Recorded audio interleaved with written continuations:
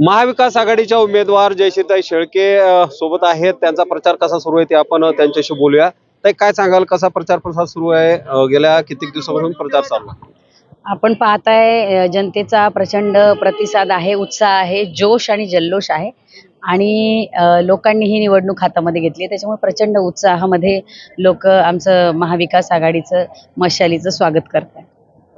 बऱ्याचशा रॅल्या आहेत, ज्या सभा आहे, कॉर्नर सभा होऊन राहिलेल्या आहेत, त्या मोठ्या प्रमाणात होत आहेत.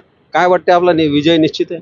नक्कीच मी आधी सांगितलं तसं लोक वाट बघतायत 20 तारखेची. लोकांना मतदान करण्याची घाई झालेली आहे आणि मला पूर्ण खात्री आहे की येत्या 20 तारखेला प्रचंड मताधिक्याने मशालीचं बटन दाबतील आणि महाविकास आघाडीला मताधिक्य मिळवून देतील. आपल्या सगळ्यांच्या माध्यमातून एक आवाहनही करू इच्छिते की आज मोताळा या ठिकाणी श्री स्वामी समर्थ मंगल कार्यालयामध्ये दुपारी ठीक 2 वाजता या राज्याचे माजी मंत्री आदरणीय एकनाथरावजी खडसे साहेब यांची भव्य जाहीर सभा होते आहे. आपण सर्वांनी या सभेमध्ये उपस्थित राहावं ही विनंती. महायुतीच्या कडून बोललं जात आहे की वेगवेगळ्या योजना राबवल्यात, लाडकी बहीण योजना राबवली, कामगार कल्याण मार्फत योजना राबवल्यात, त्या त्यांना तारतील आणि महायुतीचं सरकार बनवलं ते असं बोलतायत. काय?